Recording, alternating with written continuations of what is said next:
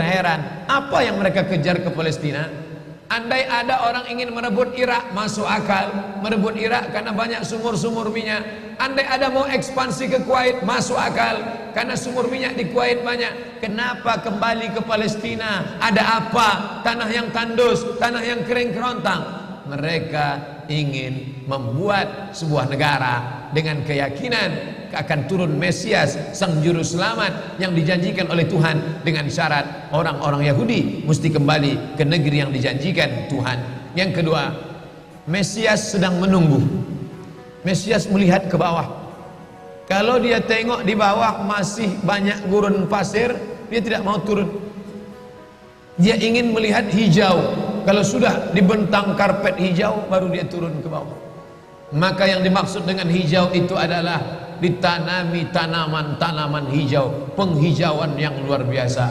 Dan ketika Israel masuk ke Palestina, mereka ambil tanah itu, mereka hancurkan rumah orang Islam, mereka buat tembok panjang.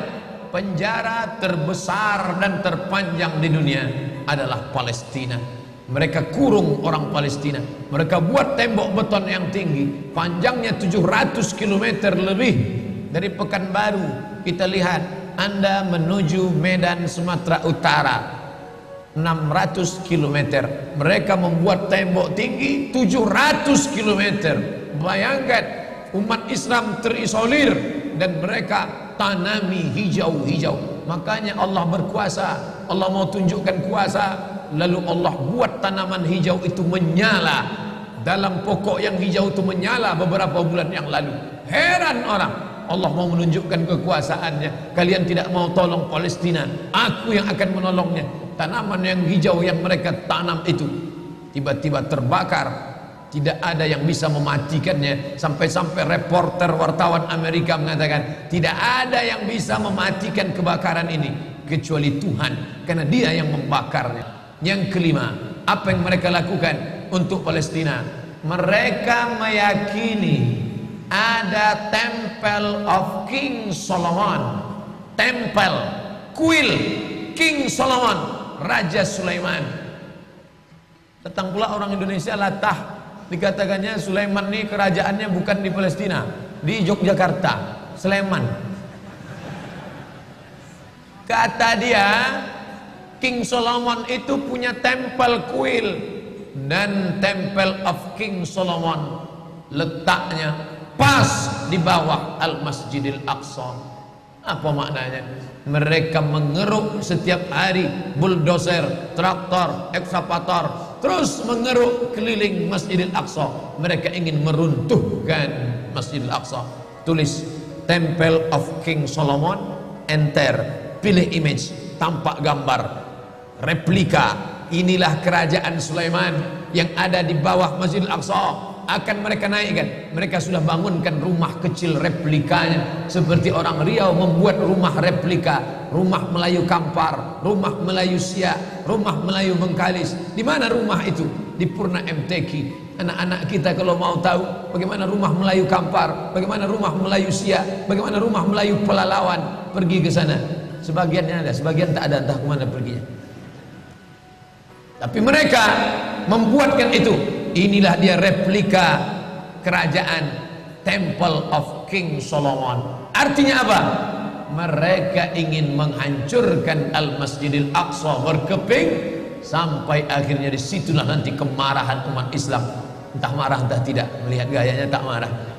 Mau kalian hancur-hancurkanlah, banyak lagi urusan kami sibuk dengan ini. Tapi akan ada hamba-hamba Allah, la tazulu fi ummati ta'ifatun min ummati, akan tetap ada sekelompok umatku yang memperjuangkan agamaku, kata Allah Subhanahu wa taala. Yang terakhir, yang kelima, akan turun Mesias. Kapan itu terjadi? Ketika terjadi perang besar. Sebetulnya dalam agama Islam sudah dituliskan yang dimaksud dengan Mesias itu siapa. Kata Imam Al-Hafiz Ibnu Hajar Al-Asqalani dalam Fathul Bari, yang dimaksud dengan yang dinanti-nanti mereka itu adalah Dajjal. Dajjal itulah sesungguhnya yang sedang mereka nanti. 70,000 Yahudi wara'ad Dajjal.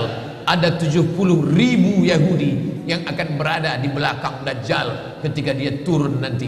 Makanya tiap hari, tiap petang kita berkata, Allahumma inni a'udzubika min adzabi jahannam wa min adzabil qabri wa min fitnatil mahya wal mamat wa min syarri fitnatil masihid dajjal. Dajjal itulah yang sedang mereka tunggu. Dajjal itulah yang sedang mereka nanti-nantikan. Kita menantikan kedatangan, dia pun juga menantikan akan kedatangannya. Bedanya apa?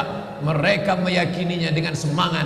Semangat mereka luar biasa. Mereka bangkit. Umat Islam percaya. Padahal tiap hari dia katakan sebelum salam, Allahumma inni a'udzubika min adzabi jahannam wa min adzabil qabri wa min fitnatil mahya wal mamat wa min syarri fitnatil masihid dajjal.